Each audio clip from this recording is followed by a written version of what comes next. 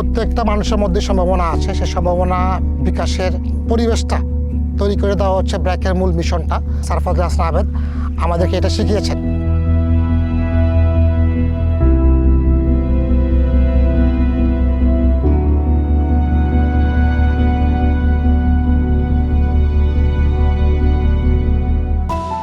সমাজে যারা প্রতিবন্ধী থাকে, বিশেষ চাহিদা সম্পন্ন থাকে, ওরা মূলত এক ধরনের অবহেলিত থাকে। মানুষ ওদেরকে দেখে একটা দুঃখ প্রকাশ করে, একটা সহানুভূতি জাগায় এবং হয়তো বা কেউ ইনস্ট্যান্ট 100-500 টাকা দিয়ে কি সহযোগিতা করে।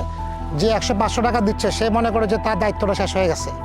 আবার যিনি যে 100-500 টাকার জন্য কি মানুষের দ্বারা যাচ্ছে, তারা কিন্তু কি জিনিসটা অনেক লজ্জার বিষয় দাঁড়ায় তাদের জন্য। তা আমরা যখন চিন্তা করলাম যে না, এদের যেহেতু সক্ষমতা আছে, ওদের সক্ষমতা কীভাবে বিকাশ করা যায়, তখন আমরা ওদের সাথে আলোচনা করি ওরা কী কাজে আগ্রহী, কী কাজে পারদর্শী, তারই পরিপ্রেক্ষিতে প্রশিক্ষণের মাধ্যমে আমরা ওদেরকে এই যে ঋণ প্রদান করে উদ্যোক্তা হওয়ার জন্য সহযোগিতা করি।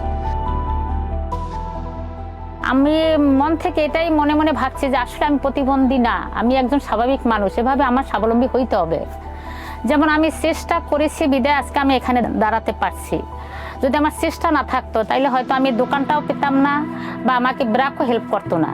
তো আমার ভিতর ওইটা সবসময় বিরাজ করতো যে না, আমার পা নাই তাতে কি হয়েছে, আমি একজন স্বাভাবিক মানুষ, আমি ওদের মতো হব। এই মনোবলটা নিয়ে আমি এখানে বসছি যাতে করে আমি একজন স্বাভাবিক মানুষের মতো স্বাবলম্বী হয়ে দাঁড়াতে পারি।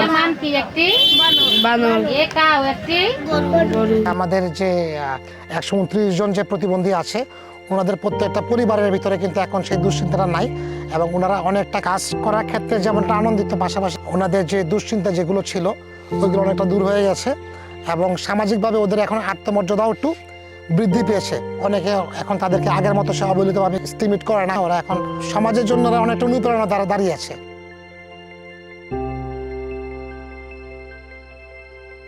একটা লোকের পা নাই, তারপর সে কিছুটা করতেছে, সেটা দেখে যার পা আছে সে এখন কিছুটা করার অনুপ্রেরণা পাচ্ছে। এরা আমাদেরকে আসার পথ দেখিয়েছে। এর মাধ্যমে আমাদের সমাজে অন্যান্য যারা প্রতিবন্ধী আছে তারা হয়তো অনুপ্রাণিত হবে, তারা স্বয়ংসম্পন্ন হবে এবং আমরা আশা করি আমাদের সে পারিবারিক এবং জাতীয় জীবনে ওনাদের একটা প্রভাব থাকবে এবং অর্থনৈতিকভাবে ওনারা আরও বেশি সমৃদ্ধ হবে।